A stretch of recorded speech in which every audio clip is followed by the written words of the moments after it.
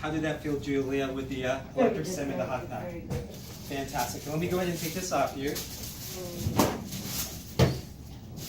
And remember how I showed you on the x-ray the right hip was higher than the left? So let's go ahead and adjust that so we can correct for the imbalance of the pelvis and the lumbars, okay? So we will try this side posture technique. So if you don't mind, let's go ahead and lay down on your back. We'll turn around.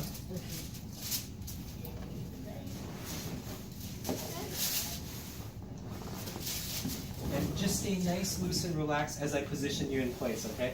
So go ahead, let's bend this leg here and rotate your waist so this knee is pointing towards the ground. So turn a little bit more for me.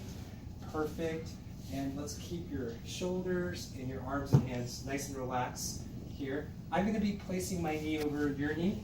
You're going to feel probably a snap, crackle, popping sound, which we call cavitation. And sometimes gas is released when a vertebrae or bone is moved to their proper positioning through the adjustment. So take a deep breath for me and blow all the way out. Do you feel that? A little bit? Okay, and then let's turn around and face the other direction.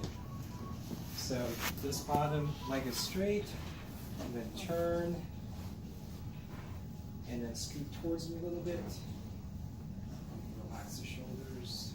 Perfect. And let's do that lumbar 5. You ready? Okay, take a deep breath, and all the way out, spirit go. Awesome. Okay, let me help you out. 3, 2, 1. So on the scale of 1 to 10 now, how would you rate your lower back as you're kind of moving around after the adjustment? Yeah. Actually, it feels good. Yeah? Yeah. That was 1 to 10? Mm-hmm. Oh, no.